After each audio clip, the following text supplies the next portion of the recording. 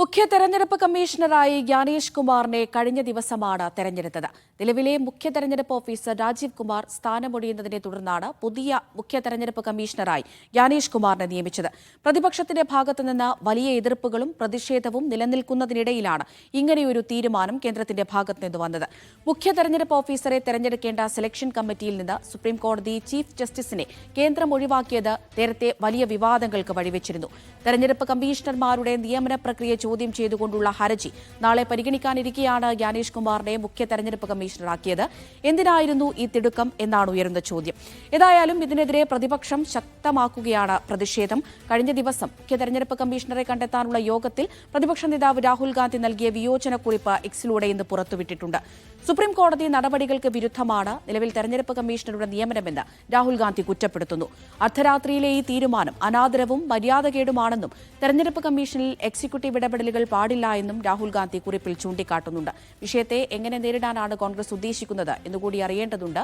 വിവരങ്ങൾ നൽകാനായി ഡൽഹിയിൽ നിന്ന് PR അരവിന്ദ് തത്സമയം ചേരുന്നുണ്ട്. അരവിന്ദ്, ആദ്യം അറിയേണ്ടത് ഏത് രീതിയിലാണ് അല്ലെങ്കിൽ എങ്ങനെയാണ് ഈ മുഖ്യ തെരഞ്ഞെടുപ്പ് കമ്മീഷണറെ നിയമിക്കുന്നത് എന്നാണ്.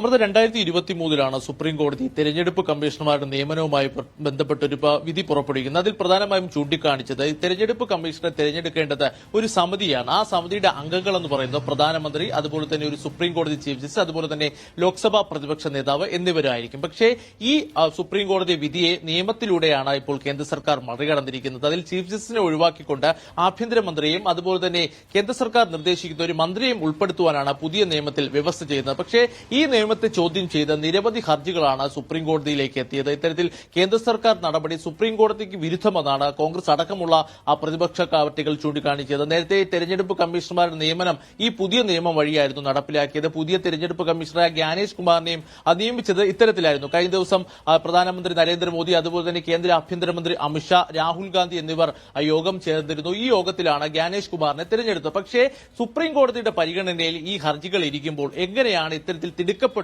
നടപടികളിലേക്ക് കേന്ദ്ര സർക്കാർ പോകുന്നുവെന്ന ചോദ്യമാണ് പ്രതിപക്ഷ പാർട്ടികൾ ഉയർത്തുന്നത്. പ്രധാനമായും നാളെയാണ് ഈ തെരഞ്ഞെടുപ്പ് കമ്മീഷൻ നിയമനവുമായി ബന്ധപ്പെട്ട ഹർജികൾ സുപ്രീം കോടതി പരിഗണിക്കാൻ പോകുന്നത്. അതിനു മുമ്പ് എന്തുകൊണ്ട് തിടുക്കപ്പെട്ട ഇത്തരത്തിൽ ജ്ഞാനേഷ് കുമാറിനെ പുതിയ മുഖ്യ തെരഞ്ഞെടുപ്പ് കമ്മീഷണറായെന്ന ചോദ്യം പ്രതിപക്ഷ പാർട്ടികൾ ഉയർത്തുന്നു. രാഹുൽ ഗാന്ധി അടക്കമുള്ള പ്രതിപക്ഷ നേതാക്കൾ കൃത്യമായ എതിർപ്പ് ഈ വിഷയത്തിൽ ഉയർത്തി കാണിച്ചിരുന്നു. കഴിഞ്ഞ ദിവസത്തെ യോഗത്തിൽ രാഹുൽ ഗാന്ധി ഒരു വിയോജനക്കുറിപ്പ് യോഗത്തിൽ നൽകിയിരുന്നു. ആ വിയോജനക്കുറിപ്പും രാഹുൽ ഗാന്ധി ഇന്ന് പുറത്തുവിട്ടിരിക്കുകയാണ്. ആ വിയോജനക്കുറിപ്പിൽ ചൂണ്ടിക്കാണിക്കുന്നത് ഇത്തരത്തിൽ പെട്ടെന്ന് തിടുക്കപ്പെടുത്തി നടത്തിയ നടപടി മര്യാദകേടാണ്, സുപ്രീം കോടതി വിധിക്കെതിരായുള്ള ലംഘനമാണെന്ന് തന്നെ രാഹുൽ ഗാന്ധി ചൂണ്ടിക്കാണിക്കുന്നു. കോൺഗ്രസ് ഇതിനെ പറയുന്നത് അമിത്ഷായും അതുപോലെ തന്നെ പ്രധാനമന്ത്രി നരേന്ദ്രമോദിയും ഏകപക്ഷീയമായ ഒരു തീരുമാനങ്ങൾ എടുക്കുകയാണെന്നാണ് പ്രധാനമായും പ്രതിപക്ഷം ആരോപിക്കുന്നത്. നാളെ ഈ ഹർജികൾ സുപ്രീം കോടതിയുടെ പരിഗണനയ്ക്ക് വരുന്നുണ്ട്. അതൊരു പ്രധാനപ്പെട്ട ചോദ്യം തന്നെയാണ് അരവിന്ദ്. ഈ സൂചിപ്പിച്ചതുപോലെ രാഹുൽ ഗാന്ധി വിയോജനക്കുറിപ്പിൽ ഉൾപ്പെടെ അത് ചൂണ്ടിക്കാട്ടുന്നുണ്ട്. നാളെ സുപ്രീം കോടതിയുടെ പരിഗണനയ്ക്ക് വരാനിരിക്കുകയാണ് ഹർജി. പിന്നെ എന്തുകൊണ്ട് ഇത്ര തിടുക്കത്തിൽ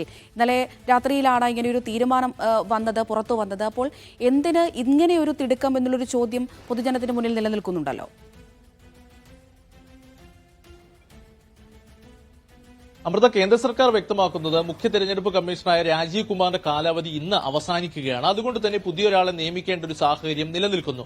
അതുകൊണ്ട് തന്നെയാണ് ഈ തിടുക്കപ്പെട്ട നിയമനമെന്ന് തന്നെ കേന്ദ്ര സർക്കാരിന്റെ വാദം നടക്കുന്നുണ്ട്. പക്ഷേ സുപ്രീം കോടതിയുടെ പരിഗണനയിൽ ഇരിക്കുന്ന ഒരു കേസിൽ എന്തിനാണ് ഇത്ര തിടുക്കപ്പെട്ട നടപടി ഉണ്ടാകുന്നതെന്ന് പ്രതിപക്ഷം ചോദ്യം ഉയർത്തുന്നുണ്ട്. കാരണം നാളെയാണ് ഈ ഹർജികൾ പരിഗണിക്കാനിരിക്കുന്നത്. പ്രധാനമായും സുപ്രീം കോടതിയിൽ ഈ ഹർജികളിൽ ചൂണ്ടിക്കാണിക്കുന്നത് സുപ്രീം കോടതിയുടെ ഉത്തരവിനെ മറികടന്നുകൊണ്ടാണ് കേന്ദ്ര സർക്കാർ ഒരു നിയമം കൊണ്ടുവരുന്നത്. അത് സുപ്രീം കോടതി വിധിക്ക് ലംഘനമാണെന്ന് തന്നെ പ്രതിപക്ഷ പാർട്ടികൾ ചൂണ്ടിക്കാണിച്ചു. ഇന്ന് മുതിർന്ന അഭിഭാഷകനായ പ്രശാന്ത് ഭൂഷണും ഈ വിഷയം സുപ്രീം കോടതിയിൽ ചൂണ്ടിക്കാണിച്ചിരുന്നു. സുപ്രീം കോടതി വിധി ലംഘിച്ചുകൊണ്ടാണ് അല്ലെങ്കിൽ സുപ്രീം കോടതിയെ മറികടന്നുകൊണ്ടാണ് കേന്ദ്ര സർക്കാർ പോകുന്നുവെന്ന വിമർശനം പ്രതിപക്ഷ പാർട്ടികൾ ഉയർത്തുന്നു. പക്ഷേ രാജീവ് കുമാറിന്റെ കാലാവധി കഴിഞ്ഞതുകൊണ്ടാണ് തങ്ങൾ ഇത്തരത്തിൽ തിടുക്കപ്പെട്ട നടപടി അല്ലെങ്കിൽ പുതിയ ആളെ നിയമിച്ചെന്നൊരു വാദമാണ് കേന്ദ്ര സർക്കാർ ഉയർത്തുന്നത്. നേരത്തെ രാജീവ് കുമാർ മുഖ്യ തെരഞ്ഞെടുപ്പ് കമ്മീഷണറായിരുന്ന സമയത്താണ് ജ്ഞാനേഷ് കുമാർ അടക്കമുള്ള 2 തെരഞ്ഞെടുപ്പ് കമ്മീഷണർമാരെ ഇത്തരത്തിൽ ഈ സമിതി നിയോഗിക്കുന്നത്. അന്ന് ഈ ഹർജികൾ സുപ്രീം സുപ്രീം കോടതി എത്തിയെങ്കിലും അന്ന് സുപ്രീം കോടതി ഈ ഹർജികൾ തള്ളുകയായിരുന്നു.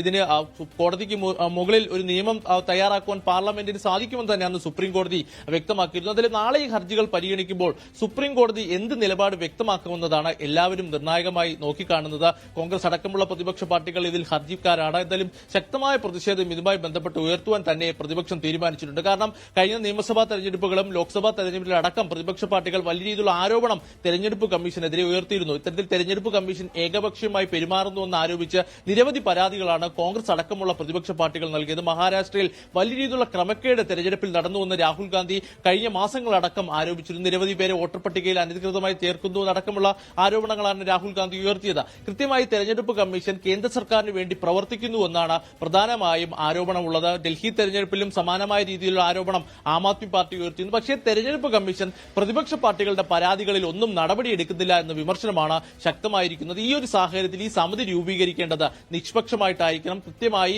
എല്ലാവർക്കും ഒരുപോലെ കാണേണ്ട ആളാണ് ഈ സമിതിയിലെ മുഖ്യ തെരഞ്ഞെടുപ്പ് കമ്മീഷണറായി വരേണ്ടത് എന്നൊരു ആവശ്യമാണ് പ്രതിപക്ഷ പാർട്ടികൾ ഉയർത്തുന്നത്. എന്തായാലും സുപ്രീം കോടതിയുടെ നിലപാടാണ് ഇനി ഏറെ നിർണായകം. നാളെ എന്തായിരിക്കും സുപ്രീം കോടതിയുടെ നിരീക്ഷണം എന്നതാണ് ഇനി എല്ലാവരും ഉറ്റുനോക്കുന്നത്. അമൃത.